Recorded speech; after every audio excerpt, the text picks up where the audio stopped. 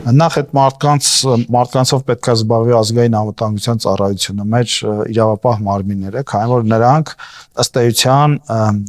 կոչ են անում Հայաստանի դեմ ըստ էության տերորիստական գործողության, նրանք կոչ են անում Հայաստանի դեմ ռազմական ինտերվենցիայի, դրանք կոչ են անում Հայաստանի ինքնիշխանության ոչնչացման, իսկ դա քրեորեն պատժելի արարքներ են Հայաստանի Հանրապետության քրեական օրենսգրքով, եւ ես կոչ եմ անում եւ նաեւ թող այս մեր հարցազրույցը դիտարկվի որպես հաղորդագրություն այն մարդկանց նկատմամբ, ովքեր արդարացնում են Սոլովիովների, Դուգինների եւ նրանց նմանների հայտարարությունները եւ համարում են, որ իրենք ճիշտ են ասում կամ իրենց խոսքի մեջ օբյեկտիվ իրականություն կա։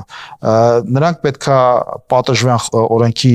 ամենայն խստությամբ եւ ավելին մեր օրենսդրությունը այս առումով էլի պետքա փոփոխությունների եւ բարեփոխումների ենթարկվի, որպեսզի ամեն մի դուրս պրծուկ, չգիտեմ, կլինի աշխարհի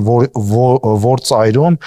վեր չկենա եւ ուրեմն չհոխորտա Հայաստանի Հանրապետության դեմ, չհոխորտա Հայաստանի ինքնիշխանության ու անկախության դեմ ու ավելին Հայաստանի սպառնա ռազմական ինտերվենցիայով եւ օկուպացիայով։